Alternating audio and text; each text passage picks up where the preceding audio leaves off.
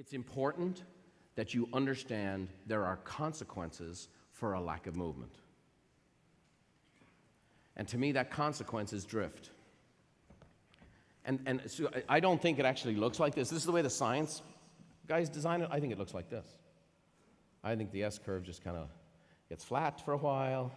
They try this, they try that, and then it kind of drifts away. I think that's what happens. And I think that happens in business.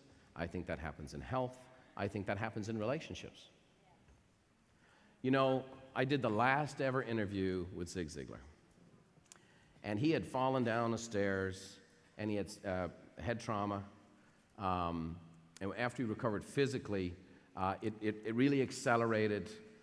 Well, I don't know if it was Alzheimer's, dementia, or whatever else. So in order for me to facilitate what their family said was their finest ever presentation, how many of you were at Mastermind years ago where I facilitated a series of videos of Zig? And I showed him at his best. And we're in a studio together, and I would get him to comment on 5 videos that I picked. And in order to get 5 comments, it took me 12 hours of interviewing him. And a beautiful soul and a great picture. But here's what he said. The needle was stuck. The needle was stuck for him. And there was one particular story he told me every time, like it was, I'd never heard it before. And he told it to me 12 times that day. So he would tell me this story, and I would laugh and respond, and he'd go, now, Brian, I want to tell you this. 10 minutes later, and he'd tell me the exact same thing. It happened 12 times. But I want you to think about it. This was the story he was stuck on.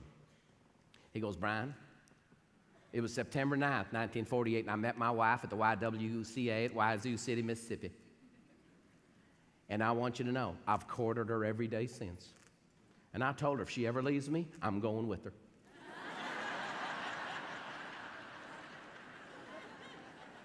10 minutes later, he's like, Brian, I got to tell you this. I met my wife September 9th, 1948. That's the reason I know this. I courted her every day since.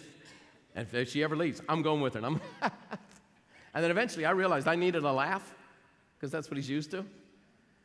Here's the thing. I said to his son, Tom, who's a beautiful guy, I said, Tom, I pray if I'm 80 years of age, that if my needle gets stuck, that it would be stuck on that, about my bride. Yes. You know, that would be a great thing.